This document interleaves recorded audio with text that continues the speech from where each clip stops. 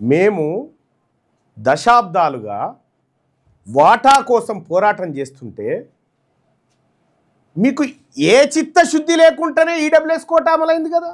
ఏ చిత్తశుద్ధి లేకుండానే ఏ కోర్టు అడ్డుకోలేదు కదా. అంటే పాలకునికి చిత్తశుద్ధి ఉండాలి. చిత్తశుద్ధి లేని దుర్మార్గులు దొంగలు వీళ్ళు. కాబట్టే ఇవాళ బీసీల పరిస్థితి ఇక్కడికి వచ్చింది. బీసీ ప్రజలారా, ఈ దొంగల ముఠా, ఈ దొంగ ప్రభుత్వం, ఈ దొంగ రెడ్డి ప్రభుత్వం మనకు న్యాయం చేయదు. బీసీలకు మనకు న్యాయం చేయదు. వీళ్ళను రాజకీయంగా ఖతం చేస్తేనే బీసీలకు మనగడ.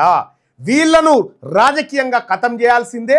బీసీలు రాజ్యాధికారంలోకి వస్తే బీసీ ప్రజలారా, ఇవాళ బీసీ ముఖ్యమంత్రి, బీసీ ప్రభుత్వం ఉండినుంటే వీళ్ళు ఇన్ని రోజులు కోర్టు ఆడికి ఈడికి అంటారు కదా, ఒక్కటే నిమిషంలో అయిపోతుంది.